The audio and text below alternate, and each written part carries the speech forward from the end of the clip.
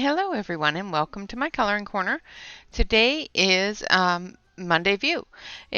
Today we will be reviewing the colored pencils that were selected from the Cauldron of Selection, collection selection. And we will be looking at the PrismaColor Premier colored pencils this time around. This is the 150 set and I have them in here all nice and orderly. And I did redo the swatch, so I do have it on a proper swatch now. So you can see all the colors in order. This is Prismacolor's order. I would change a few things in it, but I just wanted to keep it in the Prismacolor order so that people that are used to that order are able to maintain that knowledge of where things are. So, of course, we've got our light yellow tones here into our yellows, our dark yellow tones into our oranges, into our reds, into our red violet kind of colors or red pinks, into our pinks, into our gray pink tones, into our peach tones, into the purple skin tones that you use for shadowing and that sort of thing, into some of the deeper red tones and into our purple tones. So we've got our deepest reds here at the very end. And then we go into our purples and then into our blues. This set is very blue heavy. As far as I'm concerned, it's really, really blue heavy. And then we have our greens. And it's also green heavy in my opinion as well. And then we go into our browns and then our grays. And I love a good gray. I love a good set of grays. Having this many grays in a set is always a good thing. It gives you the ability to shadow very lightly or shadow very dark. And having the different tones gives you the ability to do that both in your warmer tones as well as your cooler tones.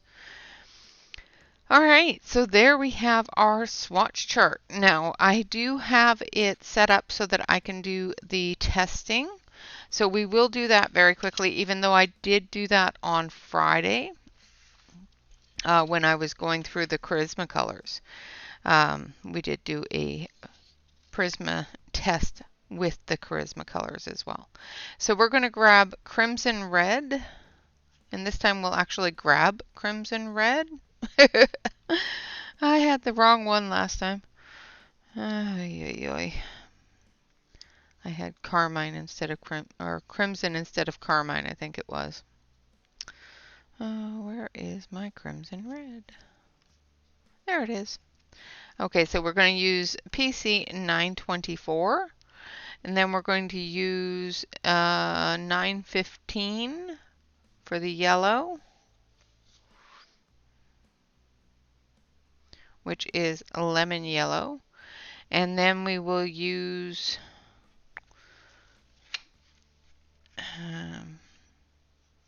that one's got wax bloom on it. We'll use let's use True Blue 903 for the blues. If I can get it out of the case. There we go. All right. So we've got our blue, our red, and our yellow. We're going to do our water test, our smudge test, as well as our blends. So first of all, we're going to do our water test. So we're going to use lemon yellow, crimson red, and true blue for this. So we're going to start with, let's start with the red. Then I don't get mixed up. Now remember to put down the, oh, sorry, I'm on the wrong camera. There we go. Remember to put down the same amount of pigment that you would put down if you were coloring. Because basically, usually when you put water over top of pencil is when you have already finished working with the pencil.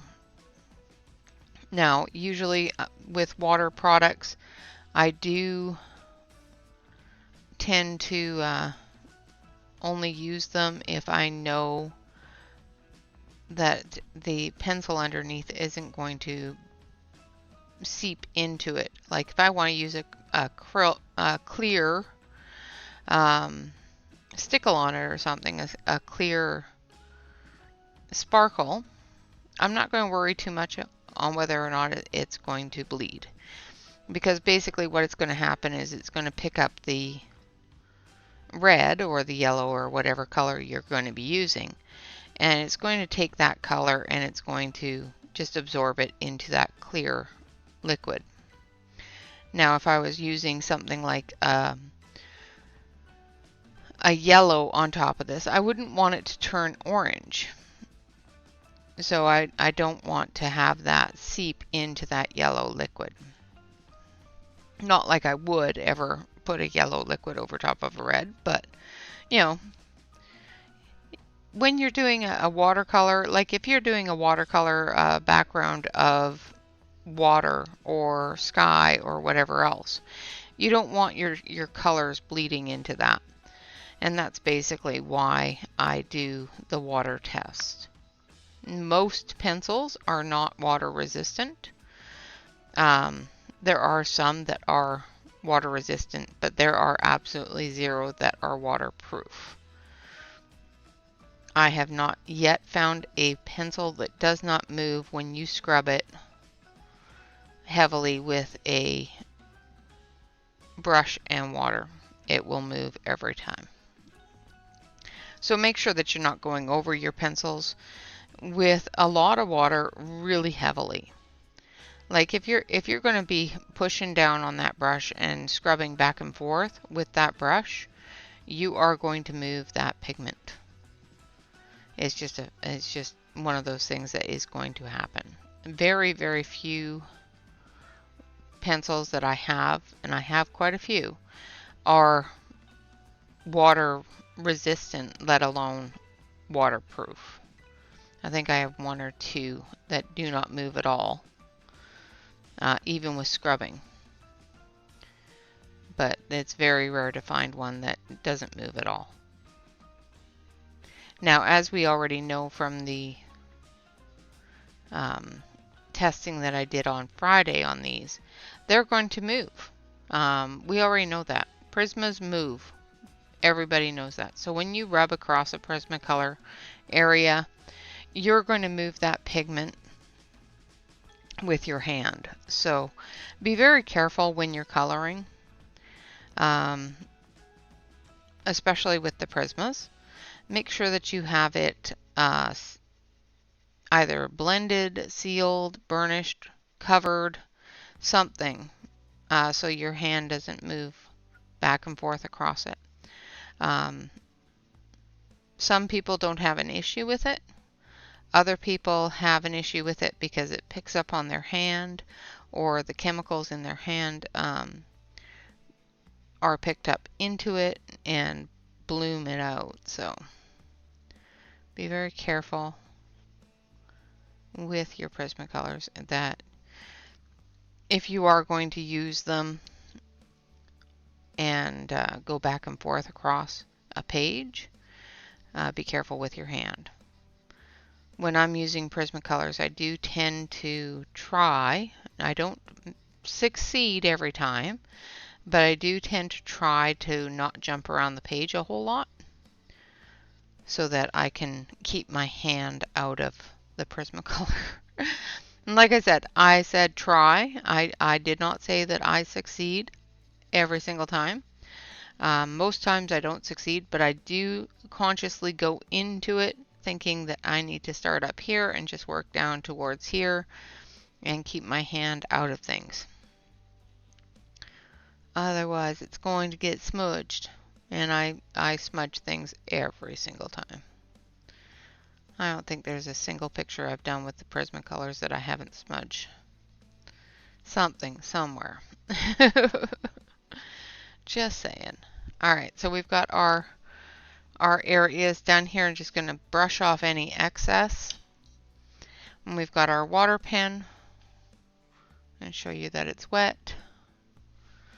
And we're going to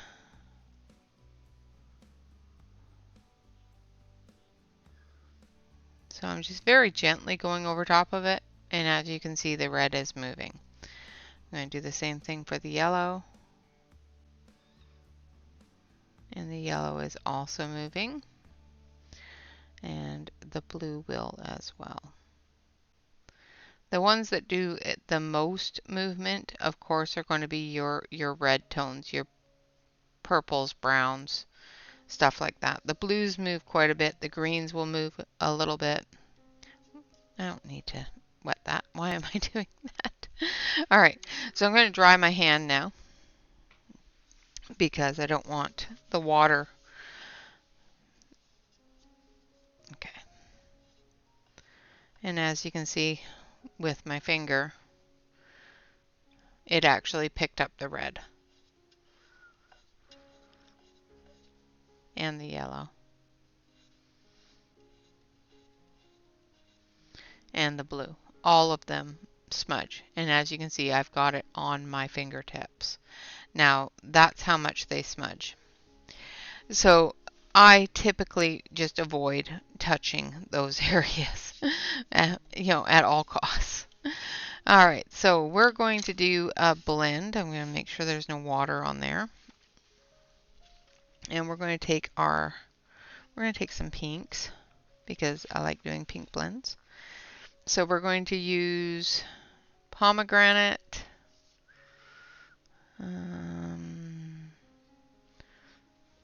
this one, and actually let's not use pomegranate. I like pomegranate, but I want to use this one.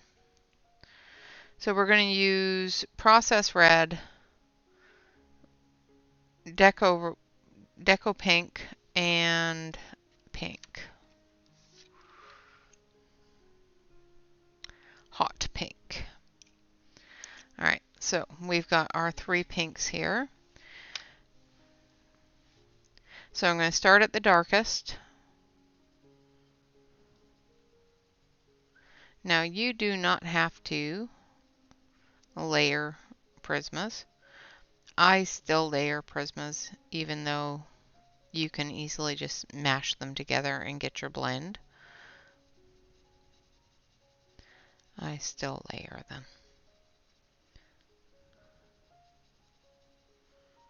And I'm going to use the lightest color as the blending color.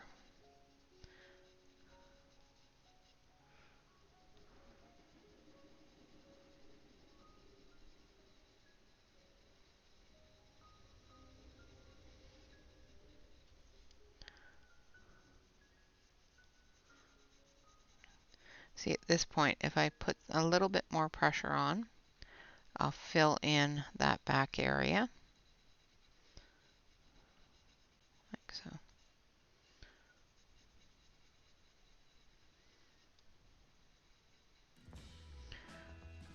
A lot of people really enjoy the Prismas for that ability to bring the color all the way through the page very, very easily. And I'm going to push these 2 colors together. And as you can see, they blend together very easily.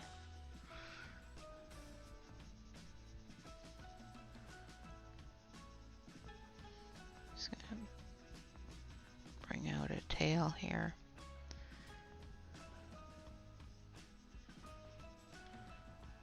And I'm just going to put some pressure between those 2 colors to blend them together.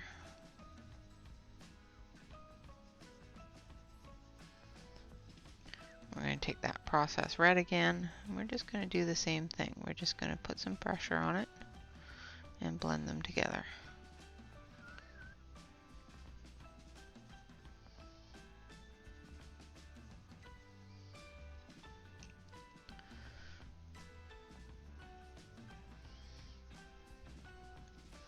And then we're going to take our pink. This is Deco Pink. And we're going to go from this point. And I'm putting pressure on this just to show you what people mean by smush. So I'm using a really heavy hand right now to smush those colors together. I do not typically color this way, and it's one of the reasons why I'm not as good with Prismas as a lot of other people are, because I do have problems. My brain just doesn't like it when I smush, because I can feel the pencil start to degrade.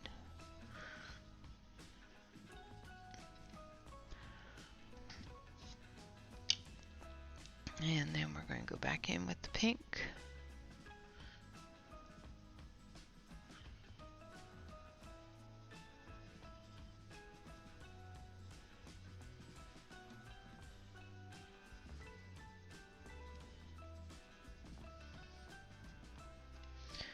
And then the process red.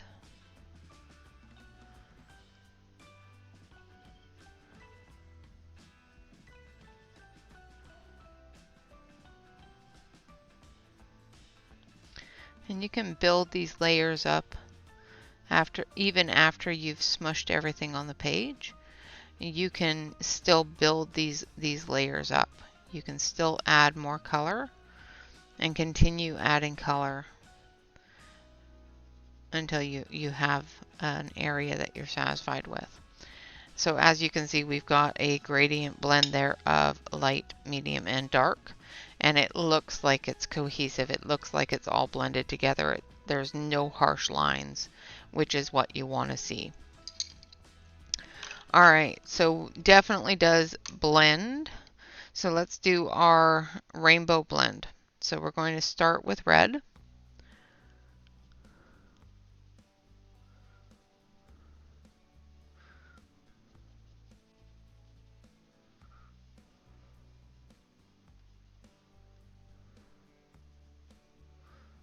And we're going to put some pressure down.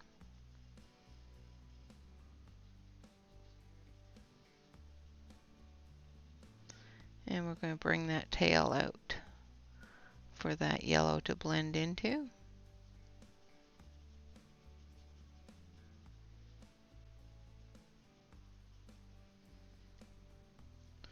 Like so. And then we're going to do the blue on the other side here.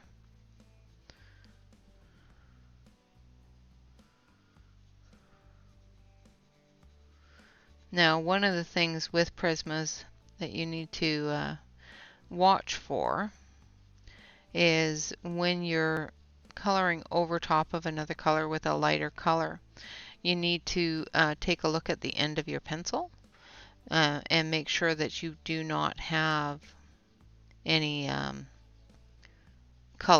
darker color on that light pencil. Otherwise, you are going to find that the next time you use that pencil, it's going to smudge some weird color on you. I did that while I was doing the swatch. I had a little bit of brown on my yellow. Alright, so we've got our blue and our red. Now we're going to do our yellow. And I'm going to do the yellow part first because I don't want to smudge blue into the red. So now we're going to add some pressure into that red.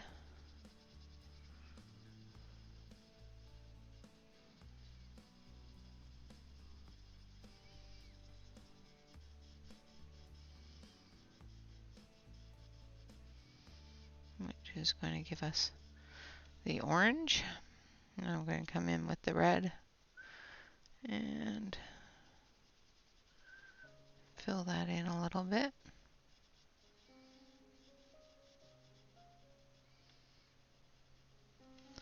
And then we're going to come back through with that yellow again.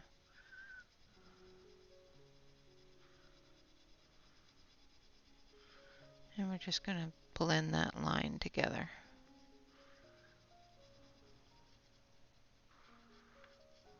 Like so.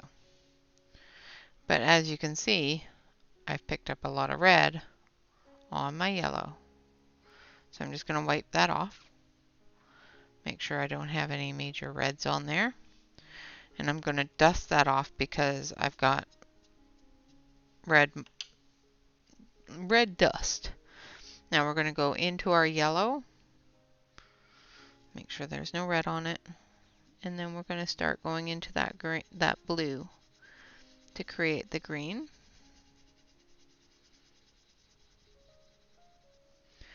Again, we're going to take our blue,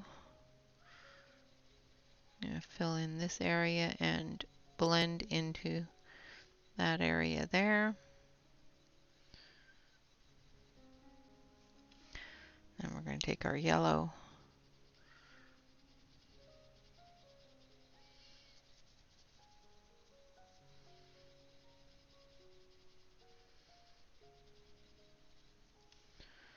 and wipe off the blue, dust off the green. Make sure all the clumps are gone off of it. And then I'm going to finish off the yellow here.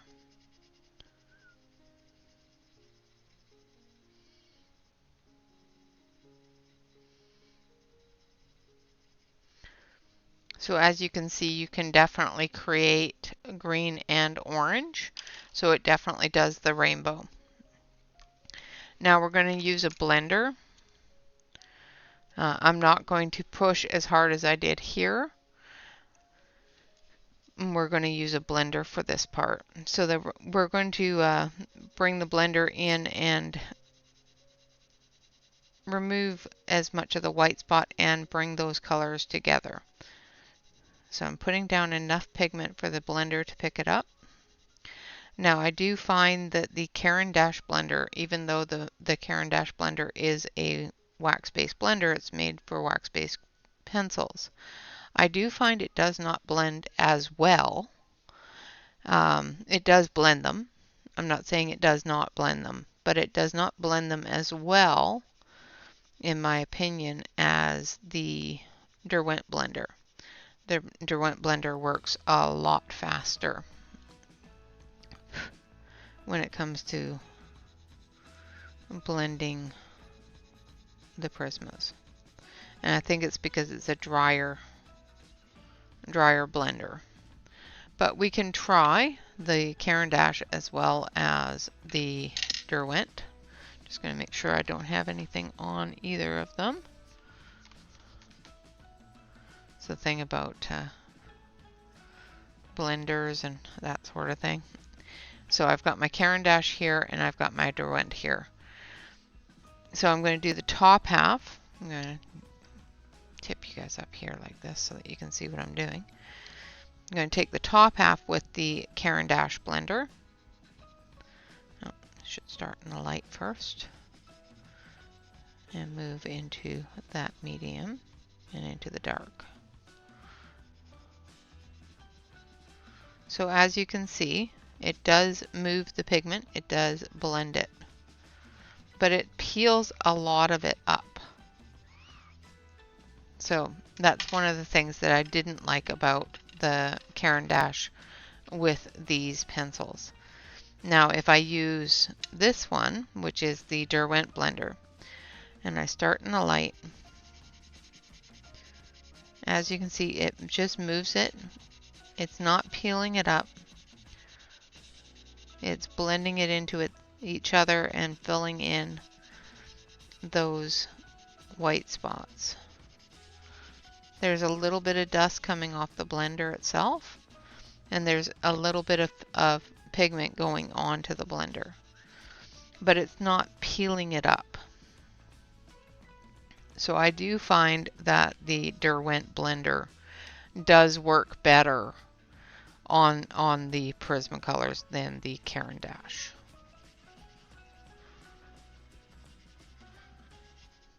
I'm able to remove all that white spot. Alright, so the next one we're going to check is the white blender. So we're going to use some red. We're going to use red, yellow, or red, pink, and yeah, let's use red, pink, and orange. Just because. Or Yeah, red, pink, and orange. So there we have our red. Then we're going to use our processed red, which is a pink tone.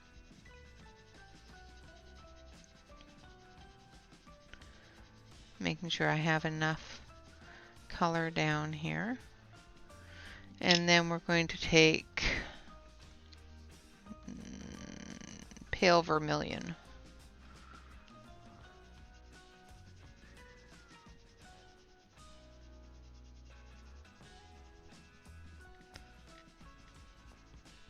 Now, because the Prismacolor white is very, very opaque, it is going to dull down these colors a lot. So even though they're nice bright colors, this is going to dull them down. So make sure you remember that when doing this sort of thing with your Prisma white, because it will take some of the color out. Well, it'll cover up some of the color and make it less less bright. So we're going to start in the light, and then we're going to go into the medium, and then into the red. And I am putting quite a bit of pressure on the pencil to blend that together. The bits that you're seeing are actually from the white, not from the colors that are on the page. So as you can see, it definitely blends it together, but it does add that white coating on top. So the blender to use for them, as in my opinion, is definitely use the Derwent blender if you have to use a blender at all. If you do use the appropriate pressure, you shouldn't have to use a blender at all. You should be able to blend just with pressure, which is great. All right, so that is the testing for the Prismacolors. Like I said, they are not water resistant, they are not smudge resistant. They do blend beautifully even with a Derwent blender or a white. So, and we can get a rainbow, so we can mix those colors together to create other colors, which is awesome. All right, so I'm going to move this on the way side here, and we're going to take our Art Matters because this is a book done by Neil Gaiman. It's called Art Matters because your imagination can change the world. The illustrations are done by Chris Riddell, who is an author that, if you'll remember, year before last we did 100 Days of Hugs, and he is the artist that drew and created the 100 Days of Hugs book. So that is the one we're going to be coloring in. All right, so we did this one here last Monday, and this one here is the next one. And it says, thirdly, when you start off, you have to deal with the problems of failure. You need to be thick-skinned to learn that not every project will survive. A freelance life, a life in the arts, is sometimes like putting messages in a bottle on a desert island and hoping that somebody will find one of your bottles and open it and read it and put something in the bottle that will wash its way back to you. Appreciation or a commission or money or love. And you have to accept that you may put out 100 things for every bottle that winds up coming back. So basically what he's saying here is you have to persevere. You have to push forward. You know, especially as an artist, whether it's writing, drawing, things like that. Sometimes people just aren't going to enjoy what you're doing, or to be too busy to even look at it. But if you enjoy doing it, continue to do it. Continue to put those bottles out there, and one day at some point somebody will pick it up and go, this is wonderful. So remember to continue. Just don't stop what you're doing if you enjoy doing it. All right, so we're going to take, because he's wearing the same jacket as he was there, so we're going to take our gray. So we've got 90% warm gray here.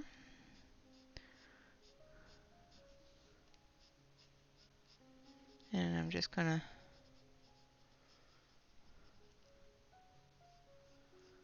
follow his shadow lines.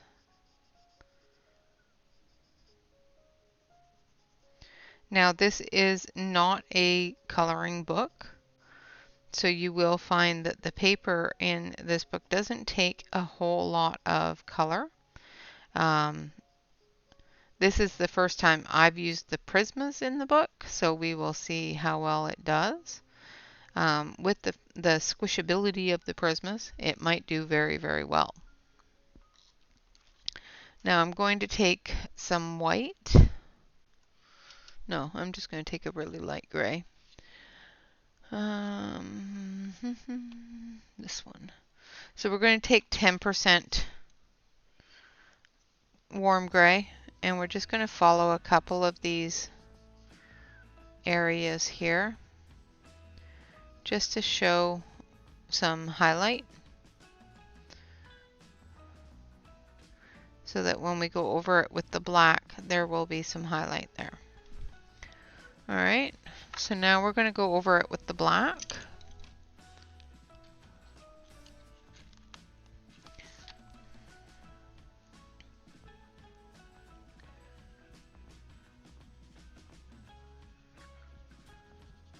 Now the PrismaColor black is one of the deepest blacks I have ever seen.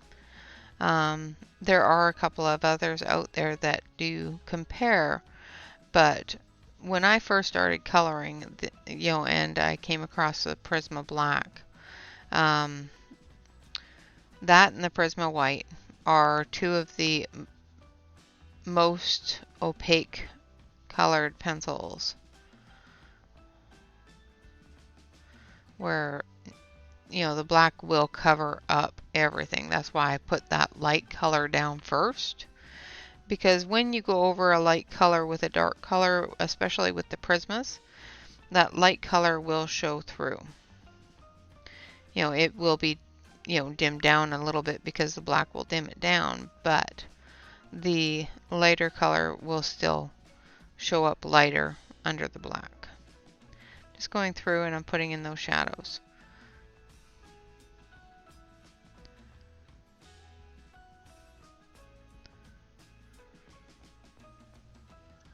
Like so. All right. Now we're going to do the sand. So I'm going to use some artichoke.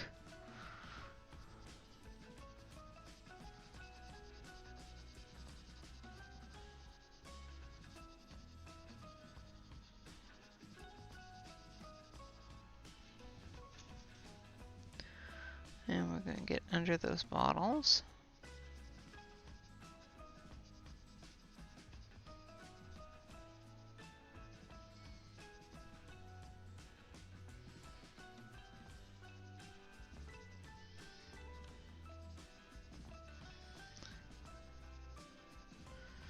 And the further away from him it is, the lighter I'm going to be.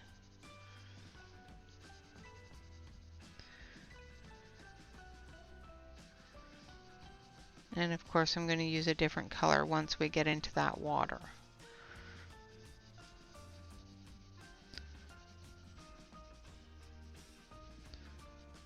Okay, and then we're going to take this one here. No.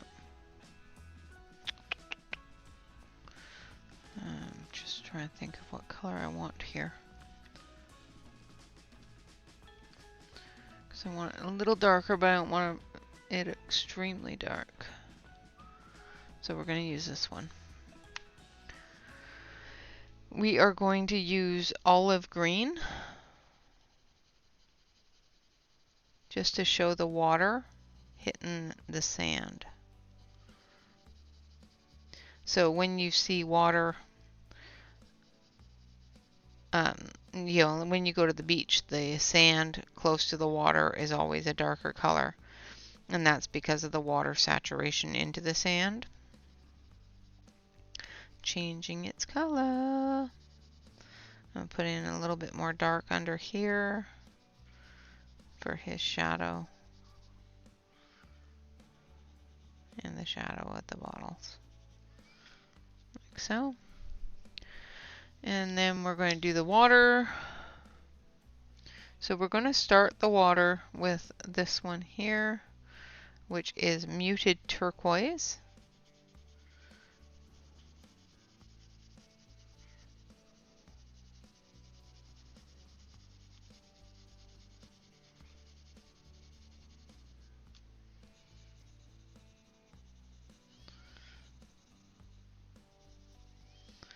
And that's going to be the start of our water. And then we're going to take this one here, which is Celadon green. And we're just going to add it into that darker back part. Because the further away the water is, the darker it looks. And then we're going to take this one here, which is peacock green. And we're going to add that in.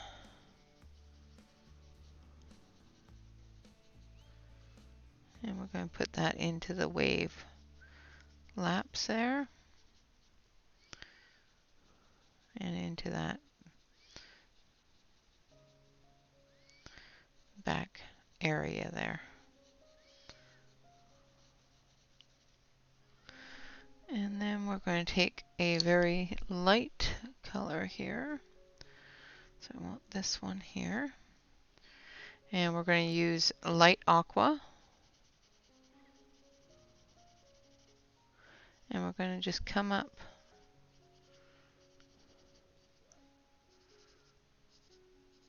into those little waves there.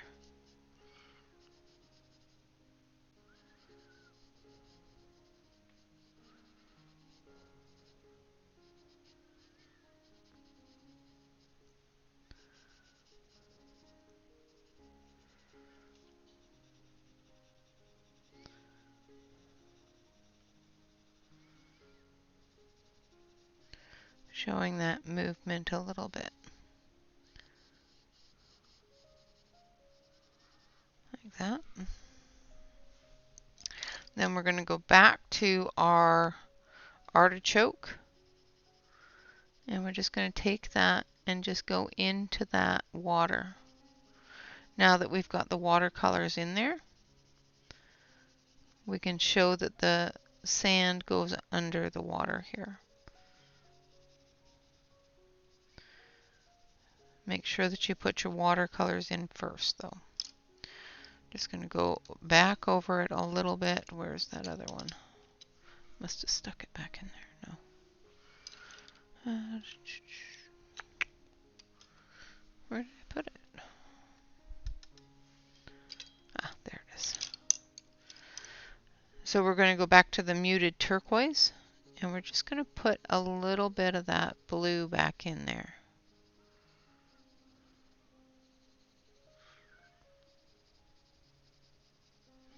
Like so. Alright, so for the bottle, we're going to take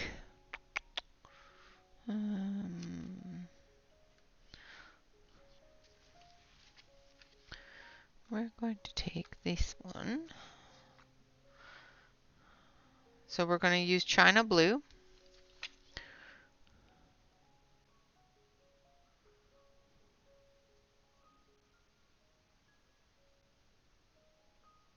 For that bottle. And we're going to use that China Blue for the shadow areas of these bottles.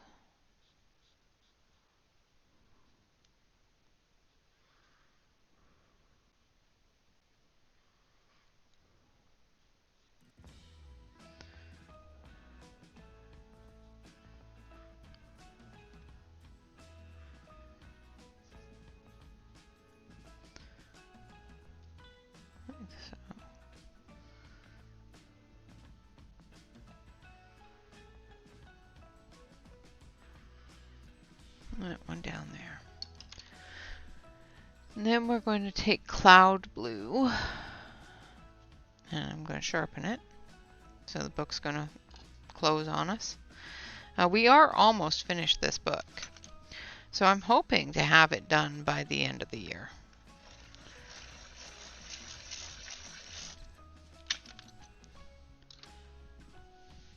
Alright, and then we're going to take some cloud blue.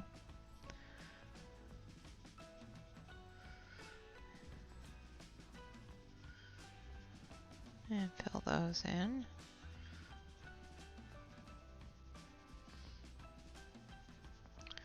Like so. Alright, now we're going to go into the oranges for his hair.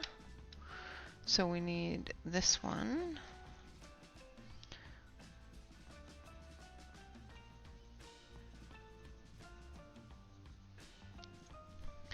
And then we need this one. So we used cadmium orange hue is the next one I'm using. The first one I used was sunburst yellow.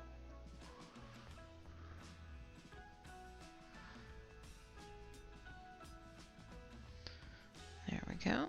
And then we need this one here. This one here is ginger root. And we're going to do the pages with some ginger root. And then we're going to take a little bit of peach. Actually, let's do this one. Yeah, it's peach. And we're going to do his hand. I think part of that is his sleeve, and I shouldn't have done it that way, but that's okay. Alright, so that is all done. We have our fella sitting on the beach, sending out bottles, and hoping somebody will get to them. So next week, and I forgot to put this in between, so I will have to go through and erase that. Next week is this one here. So we will color that on Monday next week. Again, it says, thirdly, when you start off, you have to deal with the problems of failure. You need to be thick-skinned to learn that not every project will survive. A freelance life, a life in the arts, is sometimes like putting messages in a bottle on a desert island and hoping that someone will find one of your bottles and open it, read it, and put something in the bottle that will wash its way back to you. Whether it be appreciation or a commission or money or love. And you have to accept that